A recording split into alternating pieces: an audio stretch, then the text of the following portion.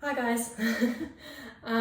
First of all, I'm going to apologise for not being able to be with you live over Zoom at the moment. I am very much looking forward to those classes this coming week where I can sort of interact with you a little bit more, but for now, yeah, you'll have to put up with me just over a video for today. But it's really great to be part of the festival, and yeah, I'm really looking forward to meeting some of you this week. So my name's Alexandra Whittingham, and I thought today we could just talk a little bit about tone production and warm-up routine, because I think these two topics are, I guess, a little bit maybe intertwined, although I think for a lot of people it's kind of difficult to see how, but at least I personally think of them like that anyway, maybe just because of the way I practice, or just, I don't know, just the way I think of them. But so I'm sure if we start with warm-up routine, I'm sure a lot of you do have some sort of warm-up routine that you use, or that could just be a couple of things that you tend to do before just going straight into pieces during a practice session. When I was younger, I had a lot of time that I'd waste trying to sort of warm up, but it was very, very inefficient. And I'd do that before practicing, but it was only when I began to kind of take it seriously that I realised how beneficial having a bit of a structure before you go into practice, how beneficial that actually really can be. I think it's good to change how we warm up sometimes, depending on what you might be playing, that day during your practice sessions. However, I do also find it really useful to have certain things that always remain the same, because I think then that provides the structure aspect to it. So if we're always changing everything, it's not exactly a routine, more of a random set of things that we're doing every day, but I think it's really good to have something that is constant. So for me, that's kind of where scales come in. And I think scales are probably the easiest thing to make that constant in your routine, because there's something that we learn from quite an early stage, through years and years practicing, and that's one of the first things you learn, even if it's just simple major scales. So I should just mention, so when I was studying for my undergraduate course, we had, as I'm sure you do, we had a lot of technical exams, and in our final technical exam we had to compose a scale sequence which was as fun as it sounds. So we had to compose a scale sequence, and basically what that was lots and lots of scales written out on a page with different... I'll try to put it in the video, so hopefully maybe here or somewhere you can see what I'm talking about. I'll try to find it and add it in the video somehow. I'm not very technologically minded. But basically I had a count, so I found the piece of paper earlier, and it has 48 scales and arpeggios on there. And yes, I did spend time counting them all. But the point being, each one somehow used the hands in a different way, and each one made you think of it in a different way. So obviously at the time, this felt like a mammoth task, because it was we were given maybe a little bit of a requirement. So you had to tick so many boxes, you had to have different dynamics and, all these sorts of things. But yeah, there had to be a lot of variation within the sequence. So if I just give you a little example, hopefully you might be able to have seen this on the screen somewhere, but this included, so scales purely in harmonics. So whether that be, obviously mostly artificial harmonics, sometimes you can get away with the occasional natural harmonic. Whole scales played just on one string, which was much more difficult than I thought it would be. But it's a very, very, that's a very good one for shifting, actually, to practice shifting. And then obviously we had scales in thirds and sixths and octaves, so all double stop scales. campanella scales, which personally I think were very, very useful, because, so if you don't know what campanella means, that's where you allow all of the notes to ring over to the next note. So that is a very useful technique when it comes to fingering new pieces, because more often than you might realise, that is an option when it comes, you know, obviously if it's a very guitaristic piece, that will be indicated in the score, but I think you know, there are certain things that, certain pieces, especially from certain periods, do lend themselves to things like that. So I think once you kind of have that sound world in your head of what that sounds like, it's very easy to picture that in a piece, if you know, rather than if you haven't practiced that before. So all of these techniques are really kind of they're just kind of tools that you can use elsewhere, basically. So yeah, the campanella scales, scales using alternate tunings. So, you know, for example, we tune the 6th string down to D, which is obviously, it's always useful to try alternate tunings. And then I think the last one maybe was scales using slurs, which again, very useful technique practice. So not only were the scales varying within the actual scale, but they also had to be played with different dynamics, with different right-hand fingering, different articulation, so some staccato, some legato, some pizzicato, and also different timbres, so ponticello and tasto. And sometimes it's actually changed within the same scale. So we might be asked to go from norm to tasto to ponticello, back to norm again. And that was the same with dynamics, which I think was very useful because it's a really good challenge to get a balanced and even crescendo and diminuendo throughout an entire scale. I'm sure some of you might have used that as a practice before, but I think if you haven't, that was probably, out of the whole scale sequence, that was probably one of the most beneficial things, because it really does kind of highlight how you work with dynamics, and it's very obviously, you know, within all the notes of the scale, ascending and descending, it's quite a long period to balance a crescendo and a diminuendo over. So it really does make you think about, you know, timing, especially obviously with the dynamics involved and everything. So yeah, the last thing I'm saying basically is that I play all of these 48 scales every day before I practice, because I definitely do not. But the whole point of that exam, and the whole point I'm bringing it up now, because it basically enabled us to have a structure to sort of our warm-up routine before, for example, a concert. So my professor at the time made it very clear that, you know, this potentially could be a 15-minute window. You know, you learn all the scales and this is a 15-minute window that you can blast through them, and you know, and that might work for some people. That could be a very efficient way to just sort of get quickly warmed up before a concert. And you might think that's quite extreme, and to be honest, so do I, because there's no way, I don't think I'd play 48 scales before going on stage.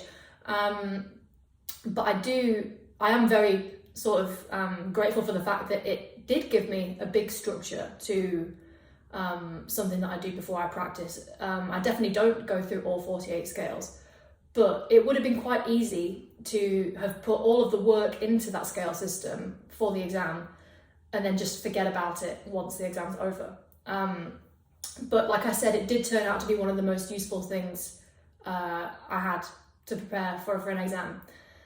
I ended up taking some of the scales that I found most useful and varied, and some of the ideas regarding dynamics and articulation, like I mentioned earlier, with crescending throughout a scale and doing pizzicato scales. I mean, it sounds silly because we don't play pizzicato that often, but pizzicato has always been a technique for me. When I come to play it, I always, in the back of my mind, it kind of does feel, oh, it's been a long time since I've played this.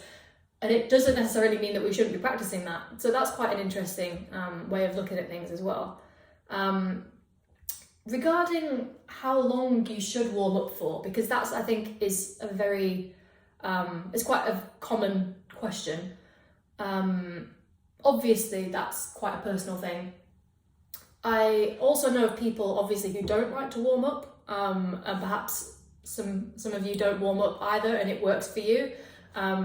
You know, there are people who can go straight into quite a heavy piece and not warm up, and it'd be absolutely fantastic. And I wish I was one of those people. But yeah, if you're like me, sometimes just getting used to the feel of the strings after a night's sleep can feel a bit of an effort. I also feel that it's kind of best to go into any work on like really heavy repertoire, or pieces in general, feeling as prepared as you possibly can be, just so that you can focus on the music itself, and just not have to worry about your hands too much. Because, I mean, I'm sure we've all been in a situation, I certainly have, where you only do have a very sort of set amount of time to practice. You know, you might have to go out somewhere or something like that, and you know, you've got, I don't know, 40 minutes, let's say, to practice. If you spend 15-20 minutes of that warming up, it can feel a little bit like you haven't done what you wanted to achieve that practice session. So I think, you know, given the circumstances, you have to work with what you've got. But yeah, I think sometimes, like I said before, being as prepared as you possibly can going into the practice session, having warmed up, I think you're giving yourself the best chance to get everything you can out of that practice session. And that needs to be the time that you've allocated for the practice, that needs to be the productive time. And I think any preparation you can do before that to kind of help that, you know, why not? Yeah, so with that in mind, I also feel like going, you know, headfirst into scales at 120 BPM isn't going to do my hands or confidence any good for the practice that I'm about to do. So for that reason, I tend to start with using my hands individually. So normally I'll start with, you know, just the right hand, just playing open strings for probably just about 3 or 4 minutes. Obviously, you know, the time that you do that doesn't really matter. You can do that whilst you're doing something else. It's not something that I necessarily feel like people should concentrate doing. Obviously, it depends on the level that you're at, but, you know, I think just basically getting used to the feel of the strings, even after a night's sleep, like I said earlier, it can feel a little bit alien in the morning. You know, obviously that's different for everybody, but I definitely find that sometimes. So yeah, I play open strings for maybe just 3 or 4 minutes, just to kind of, my fingers are really familiar. You know, if I filed my nails, that can also have like it takes a little bit of time to get used to. I also find that if any finger doesn't want to cooperate, it's usually the thumb. Or in my instance, it's usually the thumb. So spending a little bit of time sort of loosening that circular motion with your thumb whilst doing the open strings can be really, really, really helpful. Because sometimes what can happen is we get into kind of a habit, if the thumb doesn't want to work in the motion that it should do, which is, you know, relaxed and in that circular motion, we can kind of end up using our wrist to play with the thumb, which definitely obviously isn't something that you want to be doing. So when my right hand feels comfortable, I'll then probably go on to some scales and arpeggios. So obviously just gradually increasing the tempo, basically just until the left hand is working with the right hand as opposed to against it. Because the last thing you want to do is, you know, build up some sort of warm-up routine on your right hand and go straight into scales with your left hand. Because it's just, you know, you want to give them equal amounts of time, basically. So I mentioned earlier that it can be really useful to change the warm-up routine a little bit depending on what you're about to practice. So for me, I tend to do this if I'm planning to play a piece which uses a particular technique, or just if there's a certain part of that piece that I'm struggling with. So an obvious example would be if I'm practicing a tremolo piece, for instance. I always spend longer on open strings and varying articulation with each finger within the tremolo ridiculously slowly. That just means that when you begin practicing and incorporating the left hand, that you have to put less thought into how the right hand is cooperating, basically. Because I have done this before, and I've taught a lot of people that have as well, where you just go straight into something like tremolo, which is not a technique that is easy to go straight into, especially if you haven't been, maybe it's a tremolo piece that you've only just started. That's not an easy thing to do. And I think, like I said earlier, giving yourself the best possible chance of having a productive practice session is, I feel, you've set yourself up, for success if you're doing that. And then whatever happens within the practice session, you were prepared for. Even if it doesn't feel very productive in the practice session, you can't, that wouldn't be because you didn't warm up. And I think it's always, I've always felt quite frustrated sometimes if I do feel like I've had an unproductive practice session because I didn't warm up, or because my fingers weren't feeling right, or, I think that for me should never be the reason that it didn't go well. So I think if you can give yourself the best possible chance, you're not setting yourself up for failure, basically. So yeah, like I said with tremolo, that obviously is a technique in itself that does require separate practice. And that's obviously a different conversation, but I think, that's more specifically when you're ready to dive straight into the piece. So the same goes for pieces, for example, with lots of block chords. That again is a very specific movement. Movement with the right hand, because you have this movement. And more often than not, maybe in the morning after a long night's sleep, it can feel that even just doing that evenly, like very, very evenly, can feel a little bit alien. You might get, obviously the guitar is such a percussive instrument that more often than not, you'll get strings that your fingers will strike at different times, even if it doesn't feel like it. Even when you're sat down, you could have one eye on the television or something. Don't practice and watch TV. But like I said earlier, just open strings you do not have to concentrate on at all, just for 5 minutes in the morning, I think personally is incredibly helpful. And that, with if you're playing pieces with block chords, that movement that can be incorporated into that part of the warm-up routine. So basically, obviously, the more warmed up you feel, the more you can obviously start incorporating technical aspects into the pieces, into the warm-up routine of the pieces that you're about to practice. So for example, if there's a particular passage or run of fast notes that you're struggling with, it can be really useful to take that out of context and just kind of make your own exercise around it. So that could be, let's say, shifting it up and down the guitar, playing it in different keys. Unless it, if it's something that that you can shift up and down, that can be really useful. Just so that it's out of context, basically. You could do that. You could even alternate the rhythm, just so it feels like it isn't something that is directly related to the piece. Because more often than not, sometimes it's something quite technical that we still can't get around. And that would be the case whether it was in the piece or not. So if it's not to do with the piece itself, taking it out of context and moving it around and adapting it can kind of make us feel much more comfortable with it when we do then put it back into context. I know that it might sound a little bit contradictory, to alter the rhythm, because obviously you wouldn't do that within the piece. But like I said, taking the passage out of context before adding it back into the piece can kind of help with the feeling of panic. Because sometimes we all have that. Sometimes there's a part of a piece that we get to and we think, oh no, it's that part, I'm going to mess up. So it can kind of help, I think. I've certainly found that anyway. It can kind of help take the panic out of that when you do get to that section during practice.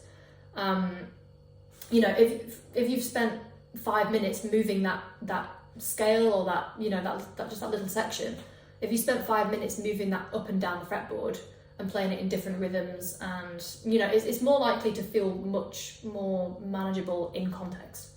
I hope that makes some sense. So if we move on to tone production, just having a brief discussion about how that can also really be incorporated into a practice routine. I think it can feel sometimes a little bit difficult knowing how to practice, how to make a good sound, and figuring out what the best way to achieve the sound that you want as well. That can be quite a difficult thing to know how to incorporate into practice. But that again is obviously different for everybody. Everybody has maybe a different idea of what they're aiming to sound like, and that's good. Everybody should have a different idea. The dreaded word that I'm sure you're probably expecting me to say is nails. And that does have a lot to do with it. As you all know, sometimes our nails aren't how we want them to be. And sometimes there's not a lot we can do about that. This kind of goes back to what I said earlier about setting yourself up for success. Whether that be, this applies to so many things in life in general, but if you sort of, take it and apply it to the small things, like even a warm-up routine, it really does have an effect.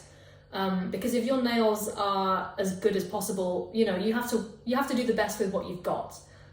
You might be having a bad nail day or week or month, but if they're the best they can be with what you've got, the rest is going to be much easier. Nail shape is obviously a topic in itself, but it's good to experiment obviously with what works best, and there are so many variables with that as well, with the hand position, with the technique, with what works best for you, what sound you want as well. I mean, that has a great effect. So for me, when reading through a piece for the first time, or if you've read through it a few times and you're just kind of trying to get a bit of a feel for it, I think personally it feels most natural to think there and then about which type of tone colour would suit certain sections. So it doesn't necessarily get decided there and then for sure. You're not kind of saying, oh, okay, this kind of fits.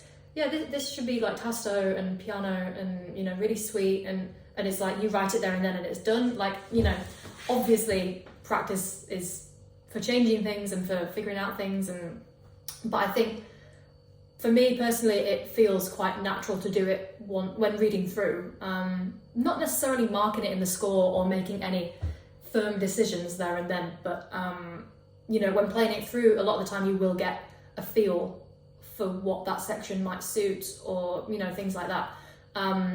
It does also help with phrasing has a lot to do with it, and also it helps with fingering choices, for instance.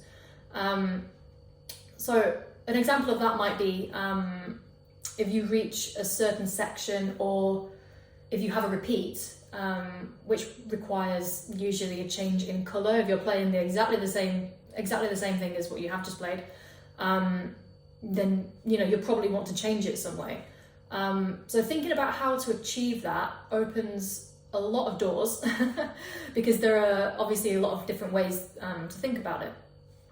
I think the easiest thing to do, obviously, if you were playing a repeat, would of course just to go either ponticello or tasto, which is a quick and easy way to add a different kind of timbre to something that you've already played.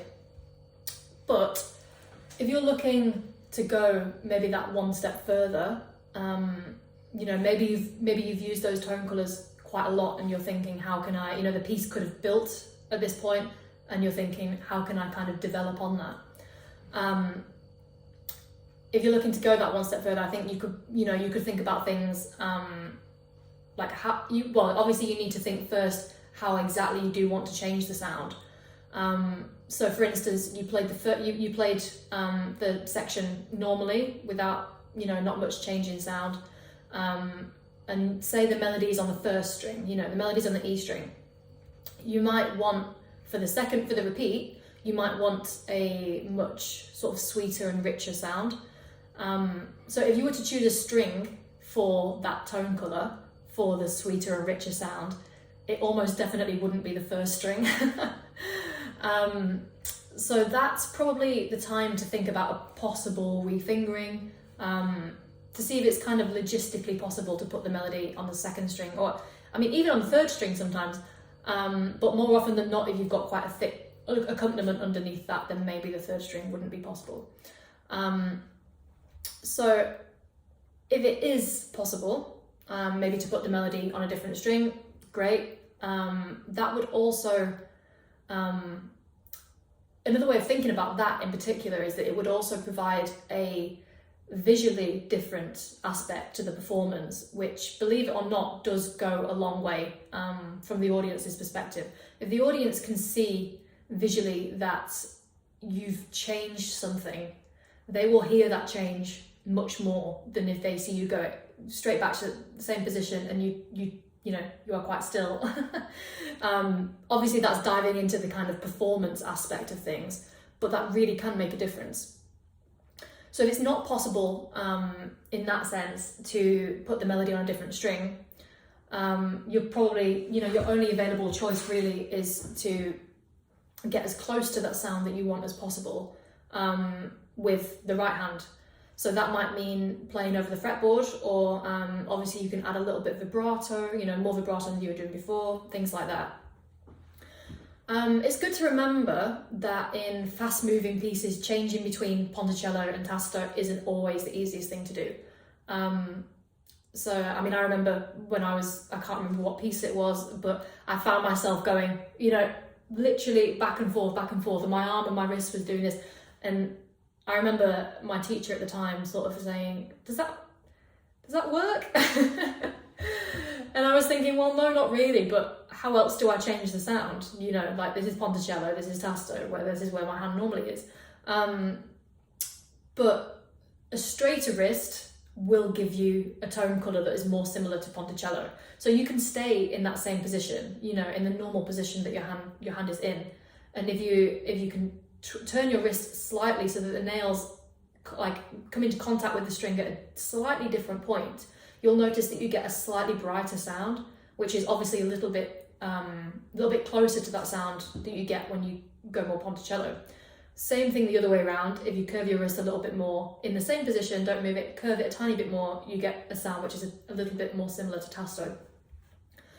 The last point I'll mention, considering the right hand, is not to worry too much about the rules when it comes to repeating fingers. I might get sort of told off for saying that by some teachers, but this is obviously mostly in slower pieces. So sometimes we get into a habit of literally always, and I don't want to say habit because this is what we're taught to do a lot of the time, and it's obviously, it works very, very well. But sometimes we rely on it because it's what we know, and that's alternating fingers. Because obviously we're told to do it and we spend so long practicing it. Sometimes that can mean that our tone isn't always consistent on, for example, slow melodic passages. Now the last thing I'm saying is to start repeating fingers when playing fast pieces, or just, you know, things that don't require it. So this only applies really to pieces that you're very, very comfortable that you have to have the time to do so. So if we take a piece, for example, that most people know, so Villa-Lobos's third prelude, prelude number 3. The second section is a perfect example. So the slow melodic line in the second section sometimes always falls on one string, especially when it first starts. You know, you have the repeated E's at the very top, you have the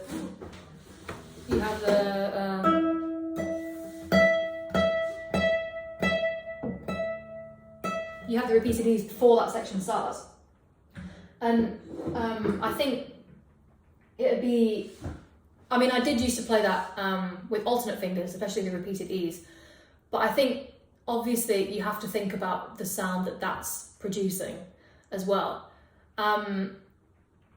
That melodic line tends to be in the second section. That tends to be the only thing that is happening at that point. So it's very, very exposed. So because of how intimate and exposed that section is, the last thing you'd want is for the falling melodic line to sound inconsistent and almost like two separate things were going on. So my point being, if there's ever a place where you might consider repeating a finger with the right hand, that would be your chance. Because personally, I feel like it gives you a lot more control over the sound when you're using the same finger, especially when the melody's on one string. Don't get me wrong, I don't do this all the time. And sometimes it definitely depends on, your nail situation. But for example, if my M finger is shorter than usual, I'll repeat the I finger on the first string, maybe in something like that, just so none of the notes stand out above the rest. I think sometimes it can be very, very obvious. We play an instrument that is so, it is very, very exposed. We don't often have accompaniment behind us. And in something like that, where that single line is the only thing going on, that's quite unique because we don't often have single lines going on when we're playing. We're often playing, multiple lines at once. So I think it'd be a shame to not give something like that your kind of full, not to think about it. It'd be a shame not to think about it as you would think about it if it was accompanied, because if it was accompanied, you'd be thinking, how can I balance the melody on top of the chords? Whereas we have the melody, we need to be thinking, how do we balance the melody? Because it's the only thing that we have going on at that time. So obviously when the melody goes a little bit lower in register, obviously the falling melodic line does go lower. So we have to start using different strings. So then obviously we'd start to use different fingers. I hope I hope some of this information has been useful. I know it's quite a brief discussion about some topics that it would be very easy to go into a lot of detail about. But please feel free to note down any questions you have about anything that I've said here or haven't said, if anything that you'd kind of like to ask about. And I'll be more than happy to answer them in the classes this coming week. But yeah, in the meantime, thank you for listening, and I hope you have a good rest of your day. Bye.